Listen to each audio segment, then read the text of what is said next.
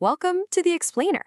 You know, the spleen is one of those organs we don't really think about much until it's not working or it's gone altogether. So what happens then? Well, the body's immune defenses take a massive hit, opening the door to some really devastating, life-threatening infections. Today, we're going to break down the clinical risks of spleen dysfunction and the strategies we use to fight back. So here's how we're going to tackle this. First, we'll get to the heart of what goes wrong when the spleen is out of the picture. Then, we'll identify the specific pathogens, the germs, that are absolute experts at exploiting this weakness. We'll look at our therapeutic arsenal for fighting an active infection, and then we'll focus on what's maybe the most important part, prevention. We'll also see the grave consequences when things go wrong, and finally, we'll wrap it all up with a quick clinical challenge to put our knowledge into practice. All right, let's dive right in with the core problem. What exactly happens when the body loses its main filter for the bloodstream?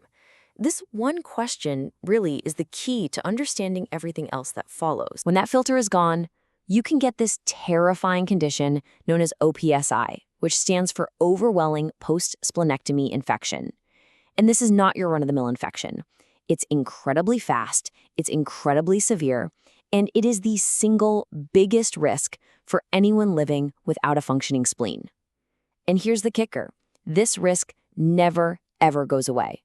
It's a lifelong vulnerability, even though the danger is at its absolute peak in the first 2 years after the spleen is removed. But the level of risk isn't the same for everybody.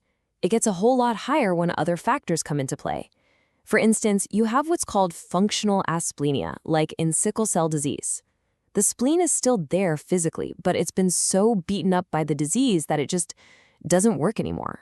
Then, if you layer on other problems like HIV or immunosuppressive drugs or certain cancers, the danger level just skyrockets. I really like this way of thinking about it. The spleen is basically the bouncer for your bloodstream. It's checking IDs, and it's kicking out the microbial troublemakers.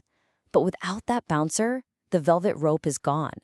The club doors are wide open, and the VIP guest list for dangerous pathogens gets very, very long. Okay, so who are these uninvited guests crashing the party?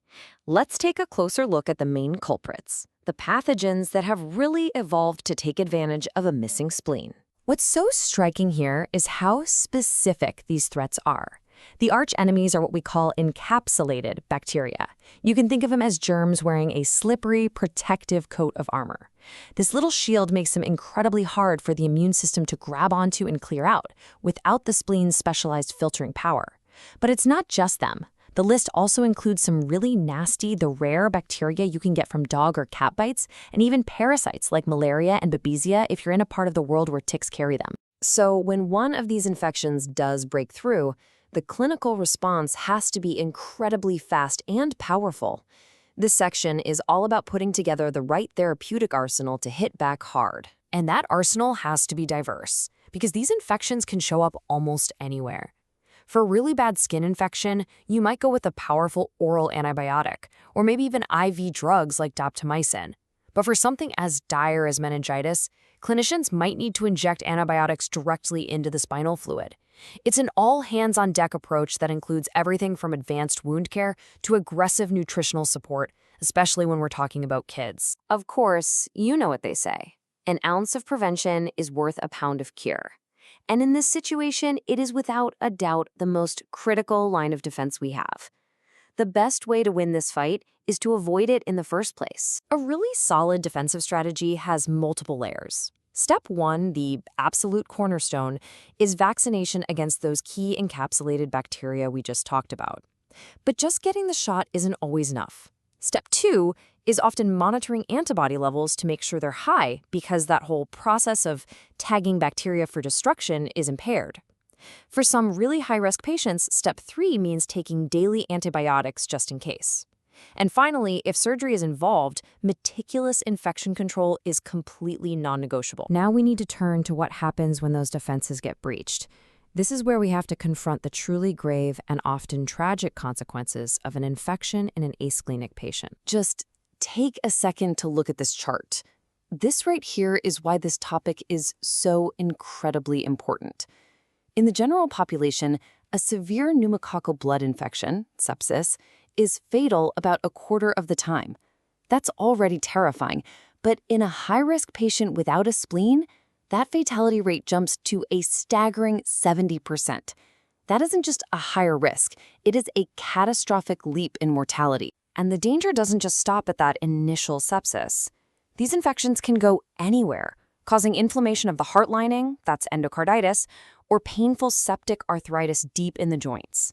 For these patients, even something as routine as a cardiac device, like a pacemaker, can become a hotbed for a stubborn, hard-to-treat infection. All right, we have covered a lot of ground: the core problem, the main culprits, the treatments, and the really serious complications.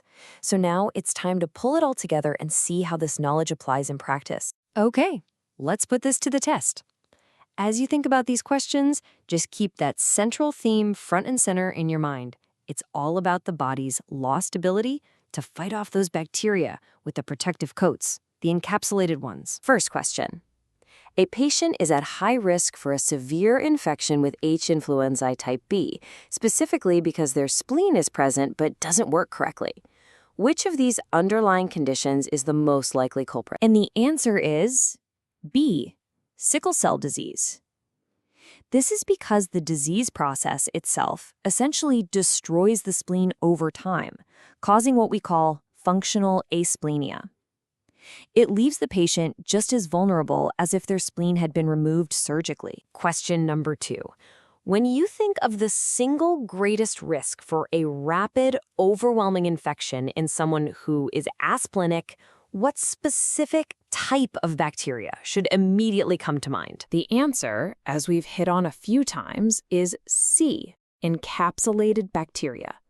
That protective, slimy coating is what makes them public enemy number 1, because the spleen is the organ that's best equipped to see past that disguise and clear them from the blood. And for our last question, an asplenic patient presents with pneumonia. You're looking at their chest X-ray. What specific finding is a major red flag that signals a much higher risk for needing ICU care or even death? The big one to watch for is C, bilateral infiltrates on the chest X-ray. When you see signs of infection on both sides of the lungs, not just one, it tells you the disease is far more widespread and severe, and that dramatically increases the risk for that patient. And this all leaves us with a final and, frankly, pretty challenging question to think about. We know the science, we have effective vaccines, and we have strategies for prevention. But given how severe and lifelong the risk of OSPI is, are our current standards for educating patients and making sure they stick with their protection for the long haul, are they really enough? It's a critical question for all of us in the clinical community to consider. Thanks for joining this Explainer.